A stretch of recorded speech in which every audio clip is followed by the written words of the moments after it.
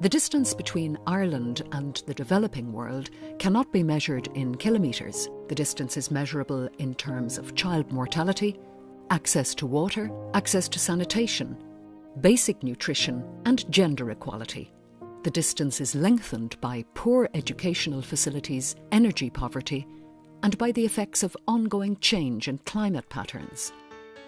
Awareness of this distance stimulates the question, how can we contribute to alleviating the conditions that are a daily struggle for the survival of nearly half of humanity? Where There Is No Engineer is an initiative sponsored by Irish Aid that was set up to provide a vehicle to channel novel ideas that are applicable to developing countries. The title aims to express a scenario of a community situation where there is no access to or advice on technology. So the applications have to be of a simple but effective design with ease of construction and maintenance. There's a range of competition themes: climate resilient infrastructure, self-supply and water sanitation, community participatory health, on and off-grid energy systems, food security, and applying big data in the community. These can be social studies, architectural studies, design, surveying, health, education and IT skills. Competition is not just confined to students, and entries are welcome from anyone, from a retired CEO to non-engineering professionals and full-time students. Well, the title itself, Where There Is No Engineer, is actually borrowed from a very effective project back in the 80s, Where There Is No Doctor. And that was basically where there was no health resources in developing countries. So our concept is where there is no engineer means where there is no resources at all to assist, and what we're trying to do is bridge the gap. So whether you're a scientist, whether you're an engineer, whether you're a nurse, whether you're a doctor, you've got an opportunity to get involved and apply your skills to a range of problems that exist in developing countries. We wanted the project to be live. It's based in a different country each year. The first year it was Kenya, which is the national finals we just had. And next year, depending on the situation, there'll be a different country chosen. There's a wide range of opportunities to get involved at any different level, whether it be undergraduate or professional.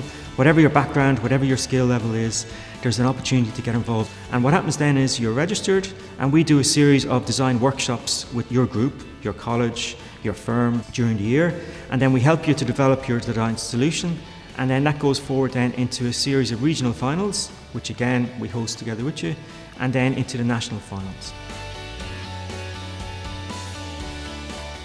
Hopefully this will be shared learning between Ireland and Africa. I've also seen some IT applications which are really ingenious. There was a book which was in everybody's house called Where There Is No Doctor.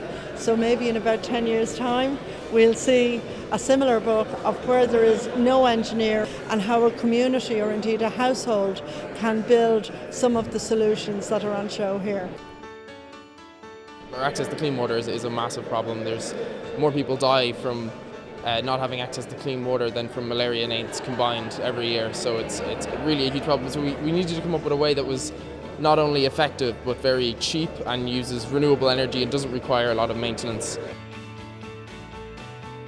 I don't work in development in that industry, but I have a very keen interest, and I saw this as a brilliant concept where it's engineering and it's coming up with an idea to help the community, to help themselves, I suppose, to solve some really important problems. The original concept actually came from an airdrop system in Australia.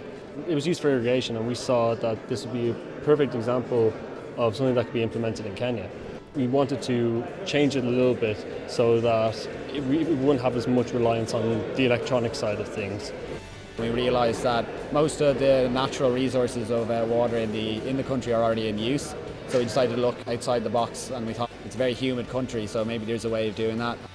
It's unique in a way that in normal kind of college projects you're given a specific thing and you go through the process of that, whereas this we were given a problem and we were like, it was an open book for us to find and follow through.